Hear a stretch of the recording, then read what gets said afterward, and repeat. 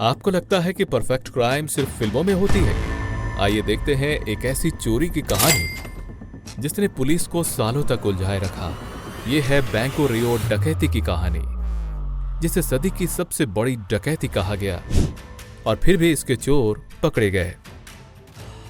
13 जनवरी 2006 को पुलिस को फोन आया कि बैंको रियो में डकैती हो रही है। जब पुलिस घटनास्थल पर पहुंची और स्थिति की जांच की तो उसने देखा कि 2 मंजिला बैंको रियो के अंदर 23 बंधक और 7 लुटेरे थे। लुटेरे ने बैंकों के गार्डों को बिना हथियार के बैंक से बाहर भेज दिया था। ये बैंक इसलिए चोरी के लिए चुनी गई थी क्योंकि इसके आसपास काफी अमीर लोग रहते थे। उस समय लोग बैंकों में पैसे की जगह अपने कीमती सामान जैसे कि ज्वेलरी रखना ज्यादा पसंद करते थे।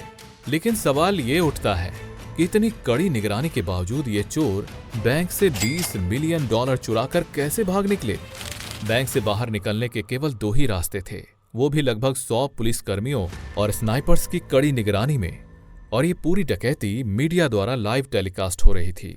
लुटेरों ने पुलिस के साथ एक रेडियो कनेक्शन बनाया और अपना नाम वॉल्टर बताया, जो चोरों की ओर से पुलिस से बातचीत कर रहा था। वॉल्टर एक एक करके पुलिस को अंदर की पूरी स्थिति समझा रहा था। पुलिस को लग रहा था कि सब कुछ उनके नियंत्रण में है, लेकिन वे नहीं जानते थे कि वॉल्टर का मकसद सिर्फ पुलिस को बातों में उलझाए रखना था, ताकि बाकी के चोर बैंक के बेसमेंट में रखे हुए सेफ बॉक्स से सामान चुरा सकें। दोपहर 3:30 बजे वॉल्टर पुलिस को कॉल करके कहता है कि सबको भूख लगी है और पिज्जा का ऑर्डर देता है, जिसके 3 से 4 घंटे बाद पुलिस का वॉल्टर से कोई संपर्क नहीं हो रहा था।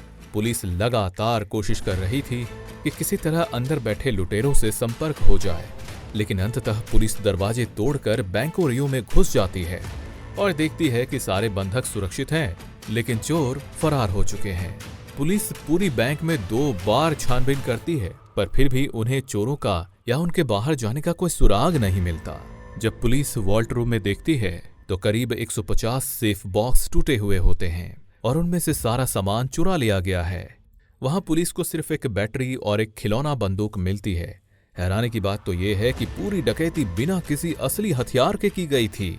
पुलिस को लुटेरों द्वारा लिखी हुई एक अजीब सी नोट मिलती है, जिसमें लिखा था, अमीर लोगों के मोहल्ले में बिना हथियारों या दुर्भावना के बस पैसा है, प्यार नहीं।